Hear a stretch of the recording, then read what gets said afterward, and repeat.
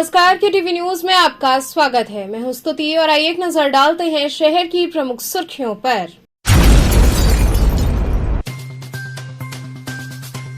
बाबरी विध्वंस की 30वीं बरसी पर शहर के मुस्लिम बाहुल्य क्षेत्रों की दुकानें रही बंद, समुदाय ने मनाया काला दिवस।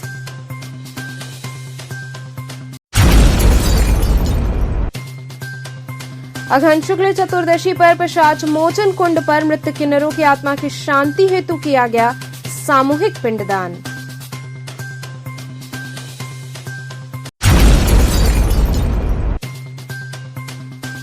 स्वामी हरशंकरानंद जी हॉस्पिटल एवं रिसर्च सेंटर द्वारा निःशुल्क नेत्र चिकित्सा शिविर का हुआ आयोजन।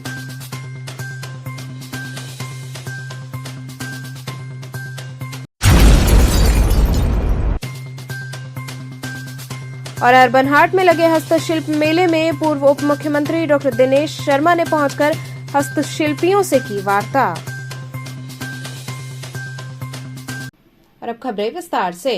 बाबरी विध्वंस की 30वीं बरसी पर शहर के मुस्लिम बाहुल्य क्षेत्रों में सभी दुकानें बंद रहीं। समुदाय ने इसे काला दिवस के रूप में मनाया।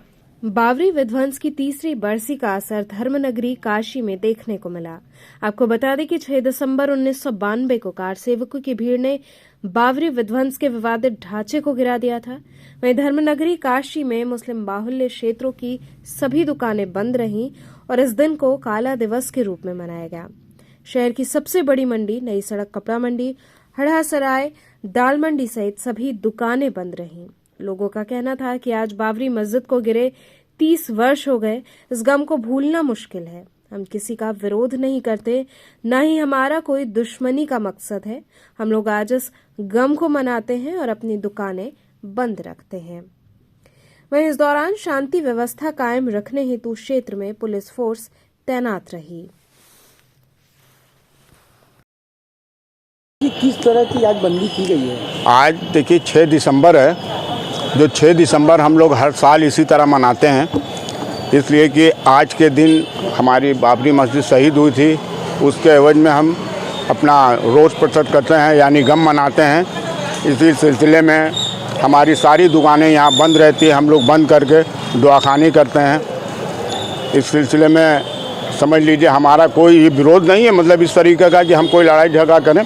हम सिर्फ बंद करके अपना विरोध प्रकट करते हैं कि ये चीज़ हमारे साथ गलत हुई और हमने कोर्ट का सम्मान भी किया। जो कोर्ट का फैसला आया हमने उसको माना भी, लेकिन चूंकि ये गलत था इसलिए हम उसका गम मनाते हैं। अभी नई सड़क कपड़ा मंडी में पूरी दुकानें बंद हैं, दाल मंडी बंद है, सराय हड़हा बंद है, वगैरह वगैरह जितनी भी मुसलमान की दुकानें हैं बंद है। और जो हमारे हिंदू भाई दुकान खोल रहे हैं उनको हम कोई मना भी नहीं कर सकते, इसलिए गम हम मनाते हैं। तो हम सिर्फ अपने को देखते हैं, हम किसी को मना भी नहीं करेंगे और कोई लड़ाई झगड़े की कोई ऐसी बात हमारी नहीं है। हम व्यापार मंडल के तरफ से अपनी दुकानें बंद रखते हैं और इसी शहादत दिवस आज उसका मनाते हैं। आज 30 साल हो गया है। अघन शुक्ल चतुर्दशी पर पिशाच मोचन कुंड पर मृत किन्नरों की आत्मा की शांति हेतु सामूहिक पिंडदान किया गया। अघन शुक्ल चतुर्दशी पर काशी के पिशाच मोचन कुंड पर किन्नरों का सामूहिक पिंडदान किया गया। मान्यता है कि आज के दिन भगवान शंकर स्वयं यहां आए थे और पिशाच नामक ब्राह्मण की प्रेत योनि से मुक्ति हुई थी। इस दिन का बहुत महत्व है। 15 दिन के पितृपक्ष के अनुसार ही ये दिन भी काफी महत्वपूर्ण होता है। वहीं वाराणसी के पिशाच मोचन कुंड पर किन्नरों ने पिंडदान किया। किन्नर समाज के महामंडलेश्वर लक्ष्मी नारायण त्रिपाठी ने दर्जनों समर्थकों के साथ बाजे गाजे के साथ पहुंचकर त्रिपिंडी श्राद्ध पूजन किया। उन्होंने कहा कि वर्ष 2016 से वो मृत किन्नरों का पिंडदान करती आई हैं, जो कि प्रत्येक 2 वर्षों में किया जाता है। इसी के तहत आज त्रिपिंडी श्राद्ध कर मृत किन्नरों की आत्मा की शांति हेतु कामना की गई है। हम हर 2 साल में किन्नरों का सामूहिक पिंडदान करते हैं। जो हिजड़ा परंपरा या अपघात में जो किन्नर चले गए हमें छोड़ के, तो उनका पिंडदान होता नहीं है क्योंकि परिवार उन्हें सीने कलेजे से लगा के नहीं रखता, मुख्य धारा से वो वंचित रहते हैं। तो इसके वजह से हमने ये प्रण लिया जब हम आचार्य महामंडलेश्वर बने और किन्नर अखाड़े का गठन हुआ कि हम सामूहिक पिंडदान किन्नरों का करेंगे।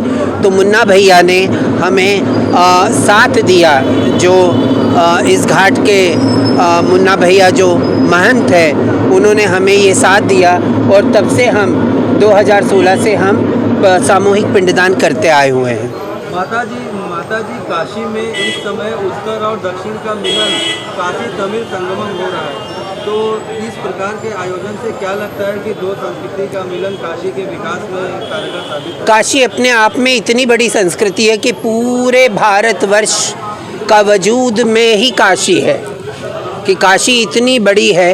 और प्रधानमंत्री ने जो ये वड़क्कम काशी जो शुरुआत करी है, उसका ढेरों सारा साधुवाद है, क्योंकि नए तरीके से काशी में ये उद्घोष होना और सारी परंपराएं, चाहे वो उत्तर दक्षिण पूरब पश्चिम सेंट्रल इंडिया हो, सब काशी आ रहे हैं, जा रहे हैं। और इससे सुंदर और क्या होगा। मेरे काशी विश्वनाथ प्रभु के सब दर्शन कर रहे हैं और माँ गंगा का दर्शन कर रहे हैं, बहुत अच्छी बात है। और काशी अपने आप में सबसे पुरानी अगर कोई शहर जो हमेशा आबादित रहा सदियों से, कितने सेंचुरीज डाउन द लाइन, वो काशी है। और काशी का कोई ये नहीं बता सकता कि कब काशी अस्तित्व में आई। काशी तो धरती से पहले अस्तित्व में काशी आई हुई है। आज के दिन शंकर जी यहाँ आए हैं। अब 50 नाम के ब्राह्मण का प्रेत से मुक्ति हुआ है।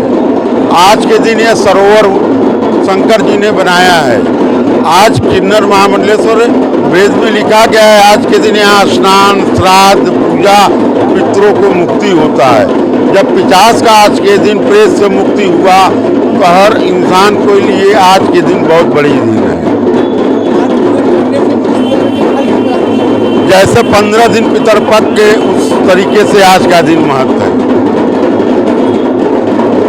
आज के दिन श्राद्ध तर्पण स्नान से संकट कटता है, दुख कटता है, पितरों को मुक्ति होती है। स्वामी हरशंकरानंद जी हॉस्पिटल एवं रिसर्च सेंटर द्वारा निशुल्क नेत्र चिकित्सा शिविर लगाया गया। संतमत अनुयायी आश्रम मठ गढ़वा घाट के पीठाधीश्वर स्वामी सदगुरु सरनानंद जी महाराज परमहंस जी के द्वारा संचालित स्वामी हरशंकरानंद जी हॉस्पिटल एवं रिसर्च सेंटर द्वारा आयोजित 5 दिवसीय निशुल्क नेत्र चिकित्सा एवं ऑपरेशन कैंप का विधिवत उद्घाटन हॉस्पिटल के सचिव बाबा प्रकाश ध्यानानंद की अध्यक्षता में तथा डॉक्टर तन्मय श्रीवास्तव के मुख्य आतिथ्य में संपन्न हुआ। हॉस्पिटल परिसर स्थित सभागार में स्वामी हरशंकरानंद जी के चित्र पर माल्यार्पण और दीप प्रज्वलन कर इस शिविर का विधिवत आरंभ हुआ। अस्पताल के सचिव बाबा प्रकाश ध्यानानंद ने कहा कि मानव शरीर में नेत्र ही एक ऐसा संवेदांग है जो हमें सृष्टि की संपूर्ण मूर्त रचनाओं से प्रत्यक्षीकरण कराकर अंधकार और प्रकाश में भेद कराती है। उसका स्वस्थ रहना आवश्यक है। इस शिविर के माध्यम से हम जीवन में रोशनी देने के अभियान को गति देने में एक प्रयास कर रहे हैं।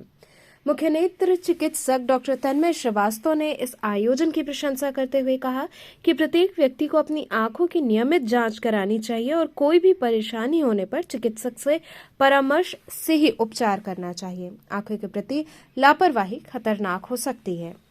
निशुल्क मोतियाबिंद शिविर में महंत सेवानंद हॉस्पिटल के नेत्र चिकित्सक डॉक्टर तन्मय श्रीवास्तव, डॉक्टर काम्या श्रीवास्तव, डॉक्टर तरुण पटेल, डॉक्टर अंजलि पटेल एवं अन्य चिकित्सकों कर्मचारियों का सहयोग रहा। कार्यक्रम में स्वागत भाषण डॉक्टर यशवेंद्र सिंह ने तथा धन्यवाद एवं संचालन ऑपरेशन टीम के प्रमुख महेंद्र यादव ने किया।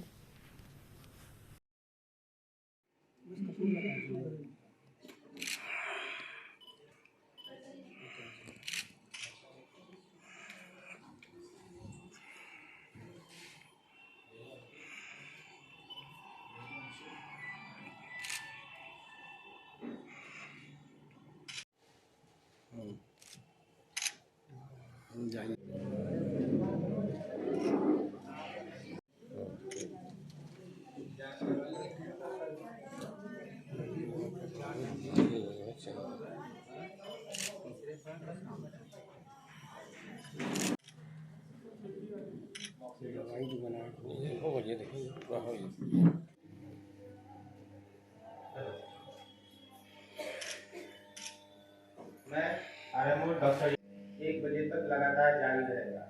अपने हॉस्पिटल परिवार के नेत्र चिकित्सा विभाग की पूरी टीम। विषय है कि आज के समय में जहां अस्पतालों में बीमार होकर आने की एवं पैसों के लालच की भूख सर्वत्र दिखाई दे रही है, वहां आज यह हॉस्पिटल आप सभी के लिए निःशुल्क ऑपरेशन शिविर आयोजित कर रहा है। आपके आंखों की रोशनी तथा आपके स्वास्थ्य की चिंता कर रहा है। मैं ऐसे आयोजन के लिए अस्पताल के सभी लोगों का तथा विशेष रूप से मैनेजर बाबा जी को धन्यवाद देता हूँ। गुरुजी ये किस तरह का कार्यक्रम चल रहा है? आज स्वामी हरशंकरानंद जी हॉस्पिटल एवं रिसर्च सेंटर नेवादा सुंदरपुर में निःशुल्क मोतियाबिंद शिविर का उद्घाटन हो रहा है। यह शिविर 4 दिन प्रातः 9 से 1 बजे तक चलेगा। नेत्र चिकित्सक डॉक्टर तन्मय श्रीवास्तव की देखरेख में आयोजित इस शिविर में आए हुए मरीजों के लिए आँखों की जांच, ऑपरेशन, लेंस, दवा की निःशुल्क व्यवस्था होगी। मुझे पूर्ण विश्वास है कि हॉस्पिटल का यह प्रयास ज़्यादा से ज़्यादा लोगों को नई रोशनी देगा। कब तक ये किस तरह से समापन किया जाएगा इसका? समापन 12 दिसंबर को होगा। आज से 4 दिवसीय नेत्र शिविर का आयोजन किया जा रहा है। इसमें हम मरीजों की निःशुल्क जांच करेंगे, जिनको ज़रूरत होगी उनका ऑपरेशन भी करेंगे। दवा, ऑपरेशन का खर्चा सब फ्री होगा, सब निःशुल्क होगा। क्या उद्देश्य है डॉक्टर साहब इस तरह का कैंप लगाने का? इसका उद्देश्य ये है कि आजकल हम देख रहे हैं कि बहुत से अस्पतालों में मरीजों की भीड़ है। सबके सब पैसों की लालच के चक्कर में मरीजों को गुमराह कर रहे हैं। इस वजह से हमारे बाबा जी, हमारे प्रबंधक, उनका उद्देश्य था कि मरीजों को सही उपचार मिले और तथा निःशुल्क मिले। इस वजह से जो इतने भी गरीब मरीज आते हैं उनकी देखभाल के लिए, उनकी आँखों के उपचार के लिए हम लोग ने ये कैंप का आयोजन किया है। हर साल ये कैंप आयोजित किया जाता है, इसी तरह इस बार भी किया गया है। इसमें हम लोग पहले आज मरीजों की जांच करेंगे, जिनको ज़रूरी होगा उनको ऑपरेशन की डेट देके उनका ऑपरेशन करेंगे। इन्हीं 4 दिनों के अंदर वो होगा। उसके बाद कैंप के समापन के दिन सबको हम बुला के फिर से जांच करेंगे।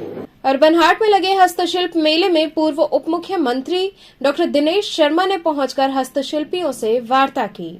अर्बन हाट, चौकाघाट, वाराणसी में पूर्व उप मुख्यमंत्री डॉक्टर दिनेश शर्मा का आगमन हुआ। उन्होंने वहां लगे हस्तशिल्प मेले का भ्रमण किया, जिसमें हस्तशिल्प कारीगरों से वार्ता कर सरकार द्वारा पूर्ण सहयोग की बात कही गई, जिसमें मुख्य रूप से यूपी सिंह, परिक्षेत्रीय ग्रामोद्योग अधिकारी वाराणसी मंडल, दिनेश कुमार सिंह, प्रबंधक पर्यटन विभाग, उस्मान मलिक, अमन शर्मा मुख्य रूप से उपस्थित रहे।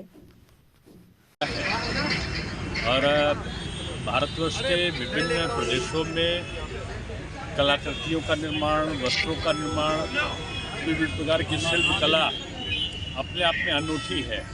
यही भारत की विशेषता है। और मैं समझता हूँ बनारस में प्रदर्शनी में जिस प्रकार से भीड़ आ रही है, एक अच्छा अवसर है। यहाँ के जो शिल्पकार हैं, जो हथकरघा का काम करने वाले लोग हैं, कारीगरों के लिए क्या संदेश है सर? बस आप निश्चिंत रहिए, समय के साथ व्यवसाय भी बढ़ रहा है और उनके हाथ से किए गए जो निर्माण है उनकी डिमांड भी बढ़ रही है। उज्ज्वल वर्मा नमामि गंगे के संयोजक हैं, उनके लिए क्या संदेश है? आप काशी आगमन हुआ है। मेरा सभी के लिए संदेश है कि मोदी जी का क्षेत्र और अधिक विकसित बने। यहाँ रुकेंगे एक छोटे से ब्रेक के लिए। आप बने रहिए केटीवी के साथ।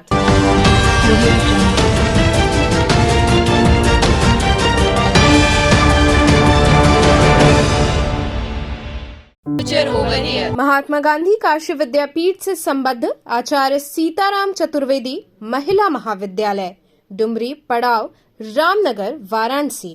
खबरों से जुड़े रहने के लिए हमारे चैनल केटीवी वाराणसी को सब्सक्राइब करें और लेटेस्ट अपडेट्स के लिए बेल आइकन को प्रेस करें।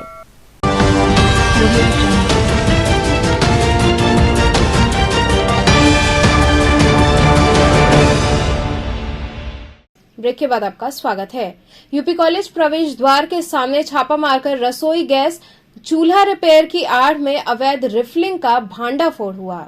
यूपी कॉलेज प्रवेश द्वार के सामने रामलीला मैदान में सोमवार को आपूर्ति विभाग ने छापा मारकर रसोई गैस चूल्हा रिपेयरिंग की आड़ में अवैध रिफिलिंग का भांडाफोड़ किया। विभाग ने 30 बड़ा, 5 किलोग्राम के 85 और 2 किलोग्राम के 6 गैस सिलेंडर जब्त किए। जिला पूर्ति अधिकारी उमेश चंद मिश्रा ने बताया कि सघन आबादी के बीच एक बहुमंजिला मकान में दीपक चूल्हा सेंटर सहित अन्य नामों से एक ही परिवार के 3-4 लोग अलग अलग कई दुकानें खोल रखे थे। अवैध रिफिलिंग की जानकारी पर पहुंचे विभागीय लोगों ने पूछताछ की तो दुकानदारों ने बताया कि गैस चूल्हे की सफाई और मरम्मत का काम करते हैं, लेकिन एलपीजी की गंध और मौके की हालत देख विभाग ने तलाशी की तो विभिन्न कमरों से अवैध रिफिलिंग के लिए रखे गए सिलेंडर और संबंधित उपकरण बरामद किए गए। अधिकारियों ने दुकान संचालकों के खिलाफ थाने में तहरीर दी। पुलिस की पूछताछ में आरोपितों ने बताया कि गैस एजेंसियों के वितरकों से सिलेंडर लेते थे, जिसके बाद यहां छोटे सिलेंडरों में रिफिलिंग कर ऊंचे दामों पर बेच देते हैं। डीएसओ ने बताया कि गैस एजेंसी की संलिप्तता की भी जांच होगी। देखिए, जानकारी मिल रही थी कि बड़े सिलेंडर से जो एलपीजी सिलेंडर होता है घरेलू, उसे छोटे सिलेंडरों में रिफिल करने का कार्य बड़ी मात्रा में किया जा रहा है और ये सघन बस्ती है और वाराणसी का मुख्य स्थान है यूपी कॉलेज के गेट के सामने। तो उसी के अंतर्गत यहाँ पर आया गया तो देखा गया कि बोर्ड लगा करके बाकायदे दीपक चूल्हा सेंटर ऐसे करके कई नामों से एक ही परिवार के 3-4 लोग अलग अलग नामों पे काम कर रहे थे। और पूछने पर उन्होंने बताया कि हम केवल जो है गैस की सफाई करते हैं, गैस चूल्हे की सफाई करते हैं और कोई बनाने वगैरह का कार्रवाई करते हैं। लेकिन चूँकि गैस का स्मेल आ रहा था, इससे पता चला कि भाई यहाँ पे संभावना है कि रिफ़िल भी किया जा रहा हो। फिर जांच करने पर, सघनता जांच करने पर रिफ़िल यंत्र भी प्राप्त हुआ और इसके अलावा इस मकान में 2-3 तल से अलग अलग कमरों को चेक किया गया तो उसमें से कई कमरों में किसी में 8 सिलेंडर, किसी में 6 सिलेंडर, किसी में 10 सिलेंडर इस तरह से बरामद हुए और कुल मिलाकर के 30 एलपीजी घरेलू सिलेंडर जो भरे हुए हैं वो बरामद हुए। एक कमर्शियल बड़ा सिलेंडर बरामद हुआ। इसके अलावा छोटे सिलेंडर जो अमानक प्रकृति के हैं, जिनको नॉन स्टैंडर्ड कहा जा सकता है, जिस पे ISI मार्का नहीं है या गैस एजेंसियां जिसे रिलीज नहीं करती हैं, वो भी बड़ी मात्रा में जो है यहाँ बरामद हुए हैं। तो सबको जब्त करके आगे विधिक कार्रवाई इसमें कराई जाएगी। जो सिलेंडर, बड़े वाले जो सिलेंडर हैं, किसी एजेंसी के हैं या किसी? अभी तो इनसे पूछताछ चल रहा है। प्रथम दृष्टया पूछताछ में इनके द्वारा ये बताया गया कि विभिन्न गैस एजेंसियों के जो हाकर जाते हैं लेकर के अपनी गाड़ी, उनसे हम 1 सिलेंडर 2 सिलेंडर ऐसे करके कलेक्ट कर लेते हैं और हमारे जो घर के पासबुक हैं वो भी वो ले लेते हैं और उसके बाद में उनसे हम उसके बदले ले लेते हैं और फिर इसको रिफ़िल भी करते हैं। अगल बगल किसी को अगर तत्काल ज़रूरत है तो उसे हम अधिक रेट पर ब्लैक रेट पे बेचते हैं और उससे मुनाफा कमाते हैं। कितने सिलेंडर बरामद हुई? अभी 30 सिलेंडर एलपीजी घरेलू और 1 सिलेंडर जो है कमर्शियल बरामद हुआ है। इसके अलावा अभी भी जो है जाँच एक आध कमरे की बाकी है, उसमें भी देखा जा रहा है। इससे तो 1 या 2 सिलेंडर इशू होते हैं और यहाँ इतनी बड़ी मात्रा में सिलेंडर, तो आगे क्या एजेंसी को लेकर भी कार्रवाई? निश्चित रूप से आपको मैं ज्ञात कराना चाहूँगा कि पिछले 3 महीने के अंदर 2 गैस एजेंसियों पे FIR हुआ था और आगे भी जो है अगर एजेंसी का भी इन्वॉल्वमेंट होगा कि वो अधिक लाभ कमाने के लिए डायरेक्ट ब्लैक यहाँ उतार रहे होंगे तो उनको भी इसके जद में रखा जाएगा, कार्रवाई कराई जाएगी। रामनगर पंचवटी स्थित प्राचीन हनुमान मंदिर में वार्षिक श्रृंगार का आयोजन किया गया। रामनगर पंचवटी स्थित मधुबन उपवन में प्राचीन हनुमान मंदिर में वार्षिक श्रृंगार का आयोजन किया गया। इस दौरान श्रद्धालुओं के दर्शन पूजन का क्रम देर रात्रि तक चलता रहा। पंचवटी के मुख्य मार्ग पर लोगों ने माला फूल एवं मिष्ठान के अस्थायी दुकानें लगा रखी थी। वहीं मंदिर अधिष्ठाता आलोक सेठ व विलोक सेठ और उनके परिवार के लोगों ने बताया कि ये मंदिर 250 वर्ष पुराना है, जो हमारे पूर्वजों द्वारा बनाया गया है। उसी के उपलक्ष्य में आज के दिन हम सभी परिवार के सदस्य इस मंदिर का वार्षिकोत्सव मनाते चले आ रहे हैं। आज हम ये पंचवटी के मधुबन मंदिर प्रांगण में खड़े हैं, जो 200 वर्ष पुराना ये मंदिर है। आज उसका वार्षिकोत्सव है। तो आइए वार्षिकोत्सव पे हम बात करते हैं इस मंदिर के अधिष्ठाता से, आलोक जी से। आप ये बताएं कि ये मंदिर कितने साल ये 250 साल पुराना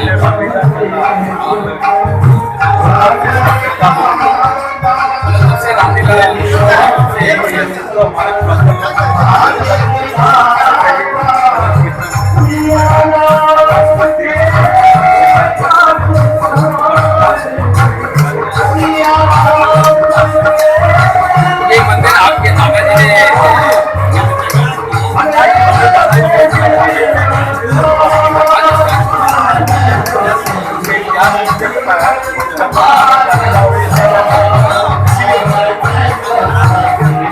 ये थे हमारे अधिष्ठाता आलोक गुप्ता जी, जैसा कि उन्होंने बताया कि ये 250 पुराना ये मंदिर है।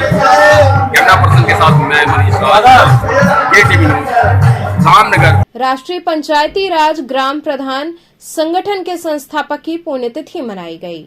राष्ट्रीय पंचायती राज ग्राम प्रधान संगठन के संस्थापक स्वर्गीय महावीर दत्त शर्मा की 14वीं पुण्यतिथि मनाई गई।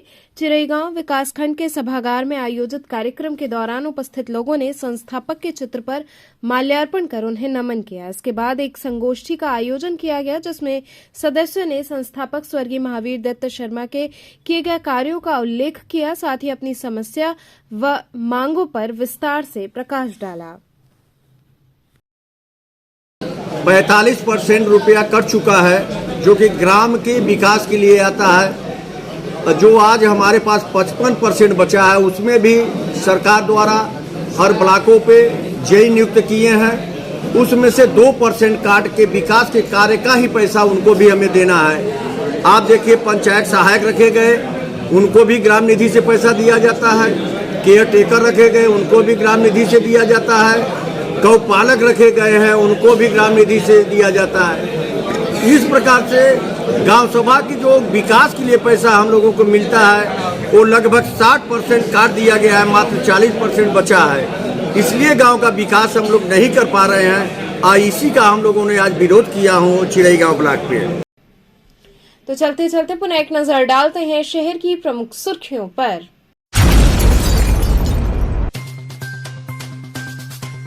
बाबरी विध्वंस की 30वीं बरसी पर शहर के मुस्लिम बाहुल्य क्षेत्रों की दुकानें रही बंद, समुदाय ने मनाया काला दिवस।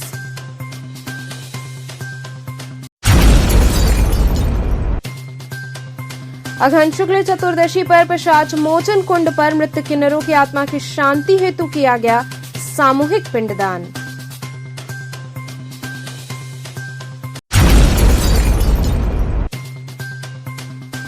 स्वामी हरशंकरानंद जी हॉस्पिटल एवं रिसर्च सेंटर द्वारा निःशुल्क नेत्र चिकित्सा शिविर का हुआ आयोजन।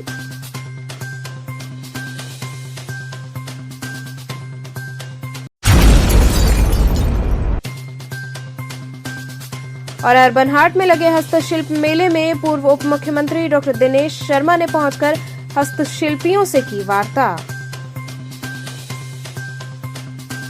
तो ये थे आज के समाचार। कल फिर होगी मुलाकात, तब तक के लिए नमस्कार।